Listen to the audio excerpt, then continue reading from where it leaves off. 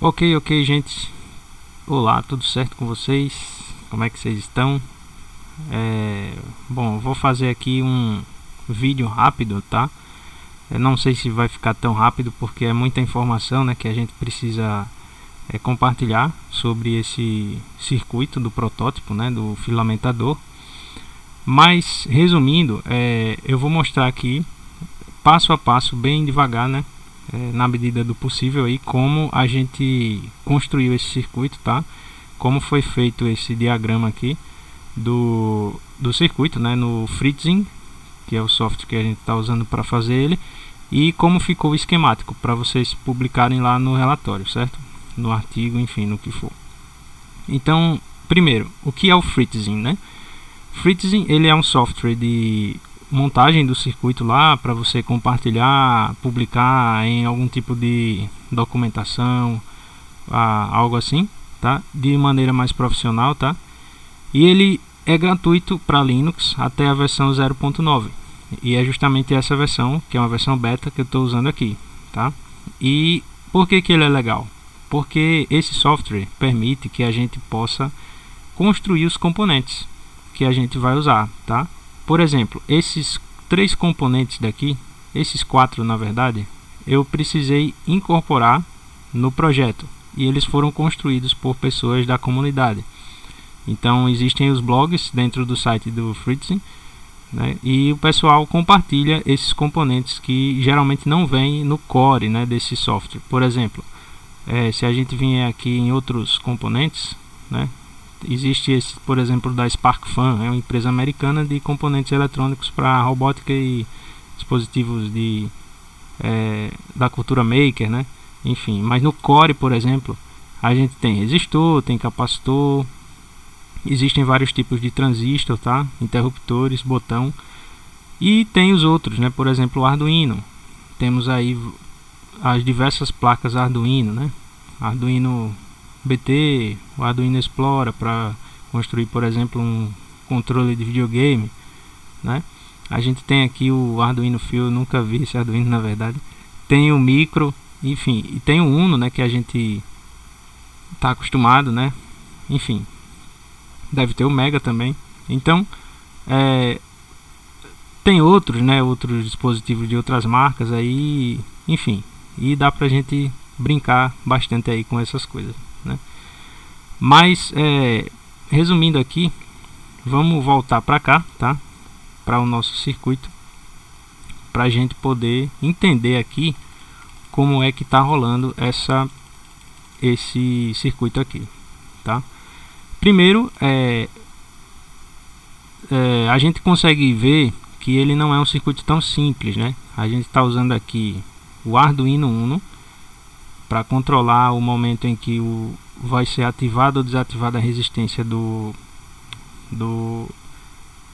protótipo, né, para a extrusão do plástico do filamento, e também quando vai ser ativado ou desativado o motor que vai puxar, né, o filamento ali e enrolar naquele sistema de engrenagens ali, né, e vai deixar contínuo, né, esse movimento contínuo. Além disso, a gente está usando o próprio relé para ativar, né, e desativar a resistência do bico, que vai aquecer o bico até a temperatura que for definida baseado na leitura do sensor, que é o sensorzinho de temperatura, o termistor, tá? E nós temos também um módulo de controle do motor, que é esse motor aqui, o motor de passo, tá? Esse módulo, na realidade, ele não é o módulo mais indicado para controlar esse tipo de motor, né? Esse módulo aqui é um driver de motor de corrente contínua, tá? Mas a gente pode usar ele com o motor de passo, já que para que a gente ative o motor de passo e faça ele girar a quantidade de passos que a gente quer ou na velocidade que a gente precisa, basta apenas que a gente acione as bobinas na sequência correta. E essa sequência de acionamento vai fazer com que o motor gire, e a velocidade, né, o intervalo entre o acionamento de uma bobina e outra também vai variar essa velocidade de giro aí do motor, tá? E aqui a gente tem as ventoinhas, né? E esse circuito está exatamente como a gente ligou no início. É o primeira versão do circuito, tá? A gente discutiu lá na oficina, né, do Espaço Maker, que a gente faria uma adaptação para usar um Arduino Pro Mini,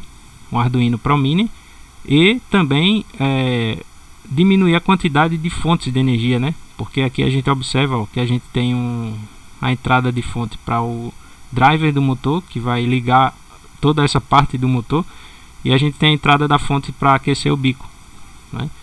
Que vai ligar a resistência de aquecimento, tá? E a gente tem o próprio Arduino, que recebe uma outra fonte aqui, e aí ficou a gente precisando ligar várias fontes, né? Mas depois que a gente modificar esse circuito juntos, aí a gente refaz isso aqui, tá? Demora um pouquinho para fazer isso aqui no Fritzing. Eu fiquei a madrugada inteira ontem, né, brincando com isso aqui, até para lembrar como é que funciona o Fritzing e tal. Mas a gente pode fazer junto, tá?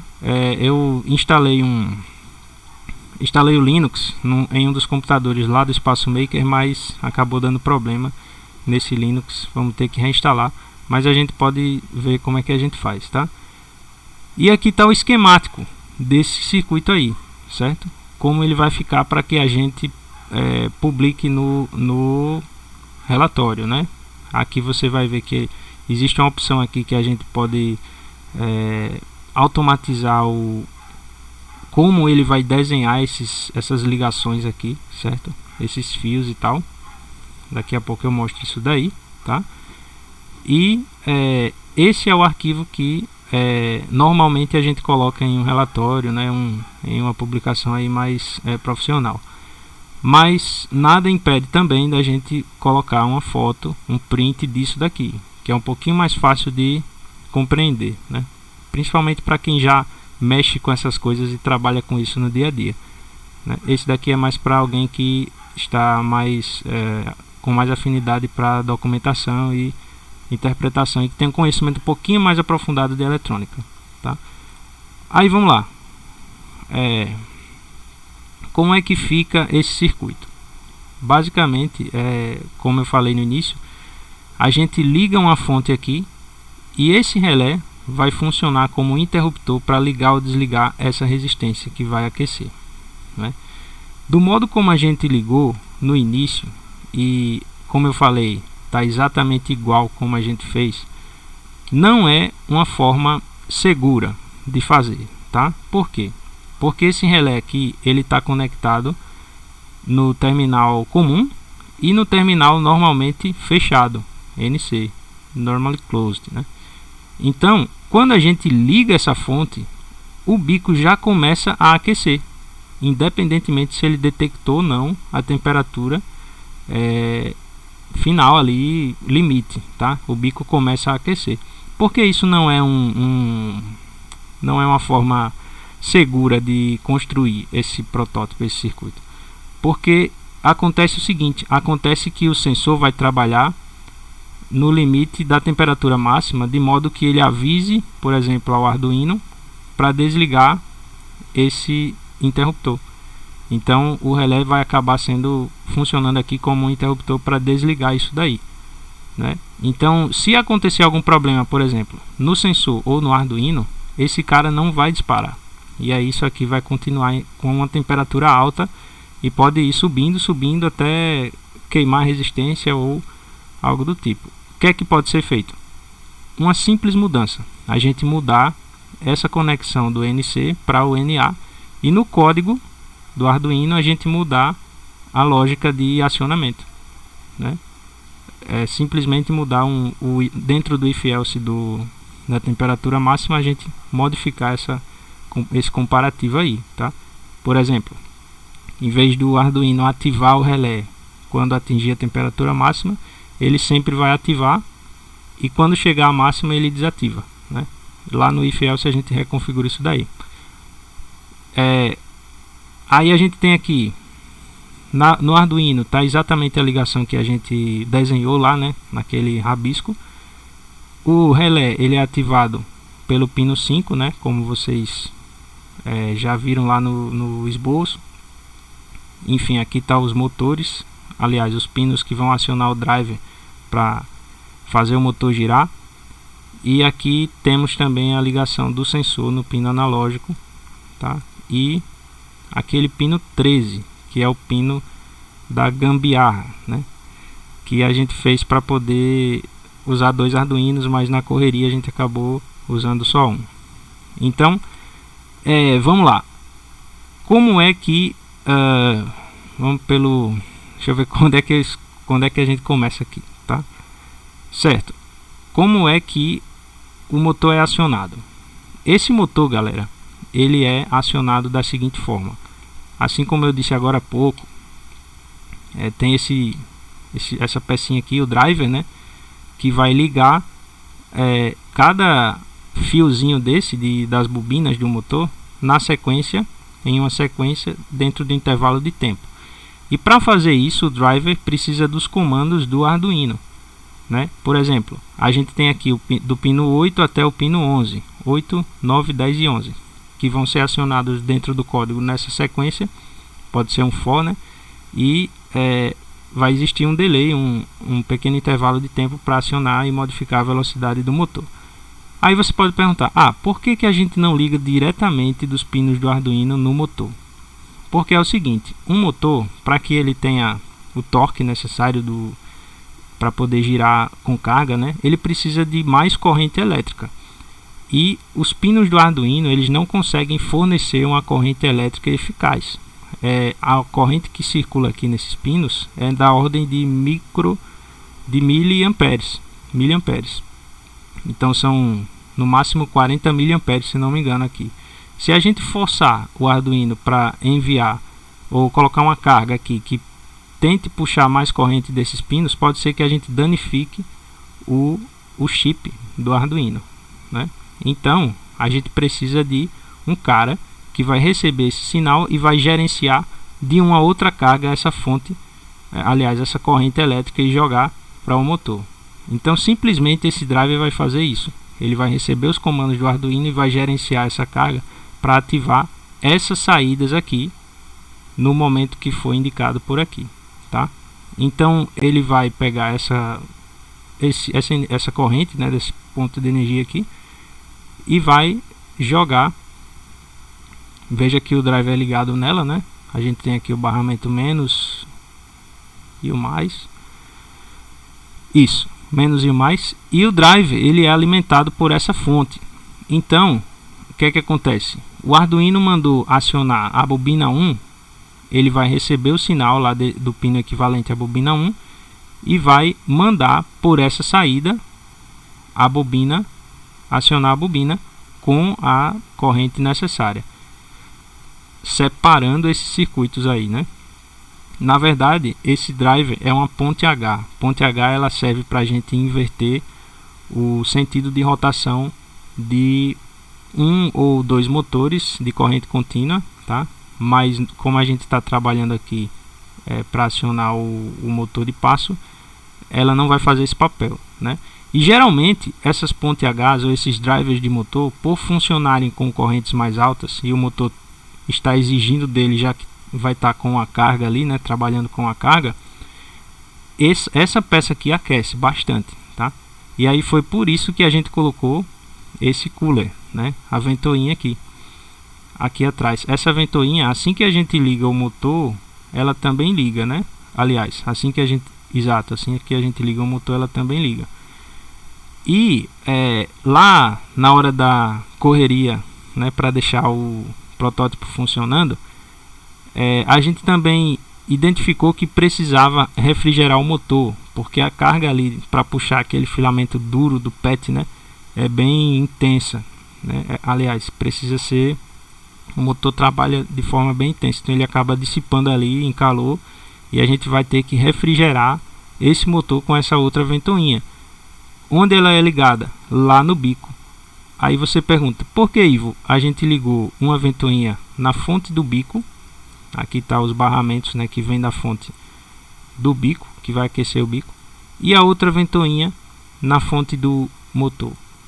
Bom, a gente fez isso porque a gente não tem uma fonte que forneça a quantidade de corrente que a gente precisa para todo esse circuito. porque a gente tem um bico de aquecimento que a gente precisa que ele aqueça rápido, né? E a gente tem um motor com carga, uma carga não tão leve. Então a corrente necessária para alimentar esse circuito é um pouco maior. E a gente tem lá algumas fontes, né? Tínhamos lá algumas fontes guardadas de outros aparelhos e tal. Uma fonte de 3 amperes, outra fonte de 2 amperes, outra fonte de 5 amperes. Então a gente pegou uma fonte, por exemplo, de 5 amperes para alimentar o bico. Isso significa que essa resistência, por ter essa quantidade de amperagem, por ter essa amperagem um pouco mais alta, esse bico vai aquecer um pouco mais rápido, né? E a gente pegou uma fonte de 3 amperes e usou no motor e dividiu esse consumo aí da fonte, dividiu as cargas da ventoinha para que não posso dizer isso, para que não sobrecarregue nenhuma das duas fontes, né? Na verdade poderia ligar essa daqui no bico também, né? Também faria sentido aqui ligar essa ventoinha na fonte do bico, mas eu preferi desenhar exatamente como a gente fez lá, né? E deixou funcionando. Então é exatamente assim que está lá. Quando a gente modificar, se for feita a mudança, né, a gente altera tudo isso, deixa esse salva como outro, né, e publica ou compartilha também essa alteração lá no relatório, certo? E como é que é a ligação desse sensor aqui? A resistência do bico é bem simples, é como se fosse uma lâmpada e um interruptor, tá? Quem é o interruptor? O relé. É exatamente assim que o relé funciona, como interruptor. E ele também divide esse circuito desse outro circuito. Então aqui existe uma corrente muito alta circulando, né? E aqui a corrente é na ordem de miliamperes, bem baixa apenas para acionamento. Então quando existir, né, o sinal elétrico entrando no sinal do relé, aqui na entrada do relé, esse sinal vai acionar uma bobina.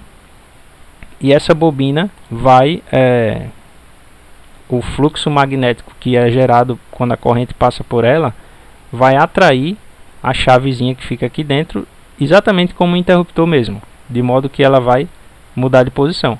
E aí ele fecha ou abre o circuito dependendo de como esteja ligado aqui. Então, parando para olhar, é simplesmente um circuito de lâmpada, tá? Sendo que no lugar da lâmpada, uma resistência que vai aquecer para esquentar o bico. E o do sensor, do outro lado, esses dois carinhas, lembrando, isso aqui é só o circuito eletrônico, esses dois estão ligados juntos lá no bloco aquecedor de impressora que a gente usou para extrudar o filamento, né? Então o sensor fica bem do ladinho desse carinha aqui, os dois juntos dentro do bloco de alumínio, né? Fixos por aquele bloco de alumínio que a gente encaixa o bico rosqueado. Então esse cara funciona assim. Isso aqui ele vai trabalhar como um termistor, né? Termistor. E aí ele vai modificar a resistência dele, alterando o valor de tensão que vai sair em um dos terminais. E aí como é que ele é ligado? Existe esse resistorzinho que vai do sinal positivo, né, dos 5 volts. Eu até liguei aqui embaixo, deixa eu ver aqui, pronto, 5 volts veio para cá, e aí a gente joga para o terminal do sensor e sai um jumper desse terminal até o pino analógico do Arduino, que é onde a gente vai fazer a leitura desse valor de tensão, né? E o outro terminal vai para a referência 0 volts, que é o GND, tá? E aí essa variação de resistência dentro desse carinha vai permitir que o Arduino consiga detectar essa leitura aí de variação. E aí ele só vai variar, a construção física desse carinha aqui só vai variar dependendo da temperatura, né? Quanto maior a temperatura, mais ele vai ter essa variação aí e vice-versa. E aí permite que a tensão varie também aqui dentro, tá? Simples o circuito, parece difícil assim, mas ele se torna complexo olhando assim de longe, né? Por causa desses fios, desse monte de jump aqui e tal. Mas na real é só um relé um driver de motor e um sensorzinho aqui e o bico para aquecer. E os dois ventiladorzinhos, né? Como é que ficou o esquemático? O esquemático ficou assim. O Arduino está sendo representado por essa peça central, tá? A gente tem as ligações do pino digital 13 aqui, ó, D13, que vai para o relé e também para os 5 volts do próprio Arduino, ó. Esse tracejado aqui, tá? A gente tem o pino analógico A2 que vai para a resistência, né, do sensor aqui, do termistor. Isso aqui está um pouquinho confuso.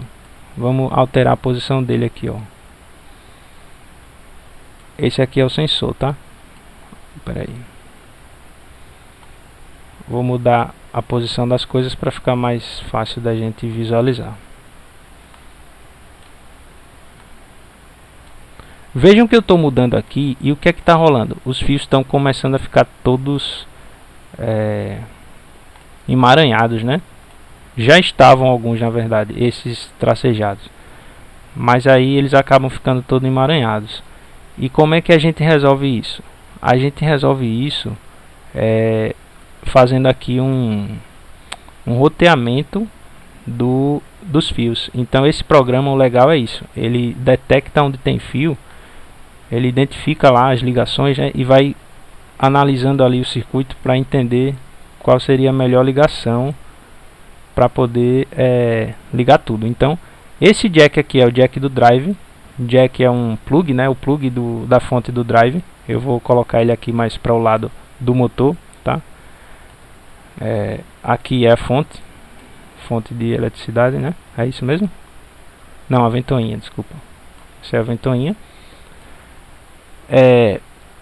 Esse outro lado eu vou deixar aqui a conexão do bico, tá? Esse é o outro jack do bico. Aquecedor. O sensor é esse aqui. É esse aqui, tá? O termistor, tá? E aqui é a resistência do sensor. A resistência do sensor. Aquele resistorzinho que fica lá do lado dele. E essa é a resistência. Essa daqui é a resistência do bico. Ela representa o bico que vai esquentar. O cartucho do bloco que vai aquecer. Certo? Então aqui eu vou dar um Ctrl A. Isso daqui é o relé? Não, é só um roteamento do fio. Então o relé é esse aqui, tá? Eu vou dar um Ctrl A aqui e vou fazer o auto roteamento para vocês verem como é que fica. Ó. Ctrl A, auto roteamento, ele vai processar ali, né, todos os caminhos dos fios e tal, e vai encontrar a melhor forma de poder desenhar os fios, tá?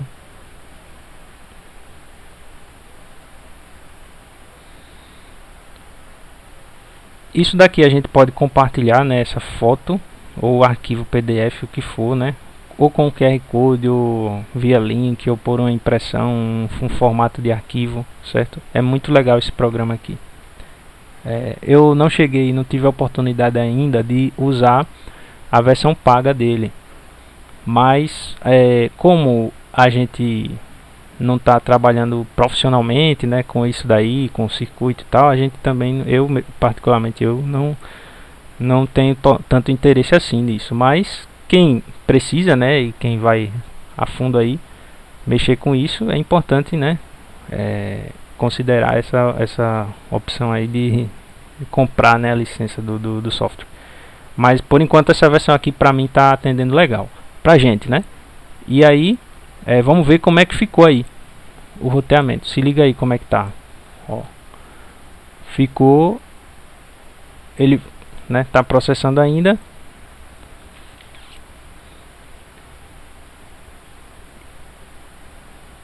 E ficou aí mais razoável para imprimir, né? Todos os fiozinhos aí, esses aqui tracejados, por algum motivo ele não identificou, acho que foi esse cruzamento aqui, né?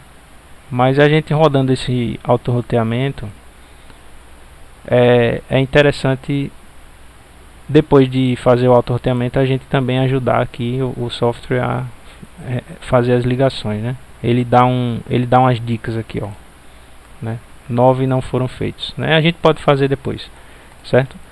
Mudar os fiozinhos aqui de posição para ficar melhor de ver.